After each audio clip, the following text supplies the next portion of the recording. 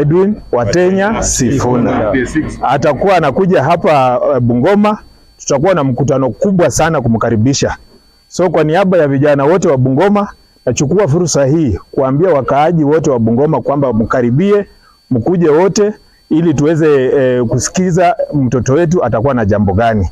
Jambo la pili, nataka kuomba vijana wetu wajue kwamba maaskari wa Kenya kwa muda ambao umepita kwa siku mingi kwa mikutano za Linda Mwananchi wamekuwa wanakuja na guns. Wakikuja na guns wanatuwekelea na wanachukua watu ambao wanalinda ama wanachunga Mheshimiwa Edwin Sifuna. Sisi kama vijana wa Bungoma kuambia viongozi wetu wa hii jamii Western Kenya kwamba kila mtu mwenye ako kwa uongozi ni kijana yetu.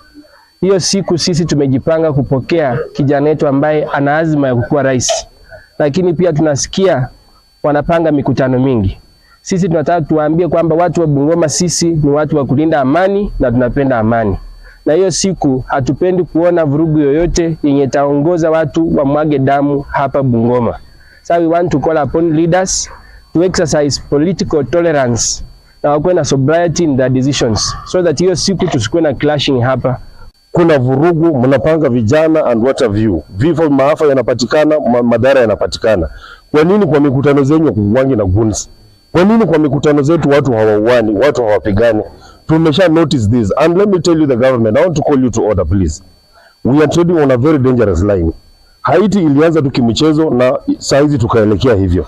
So tafadhali tunawaomba.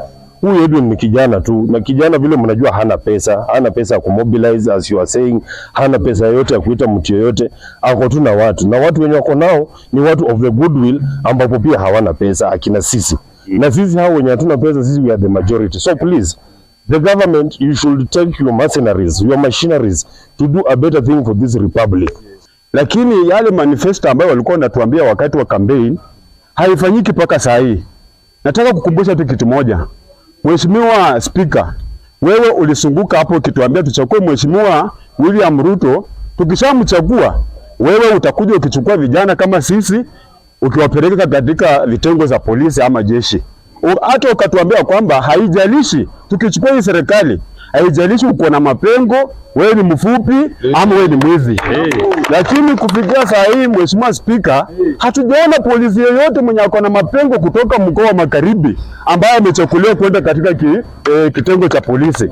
Ama hatujaona kijana yeyote ambaye alikuwa mwizi ama mfupi kama Nyundo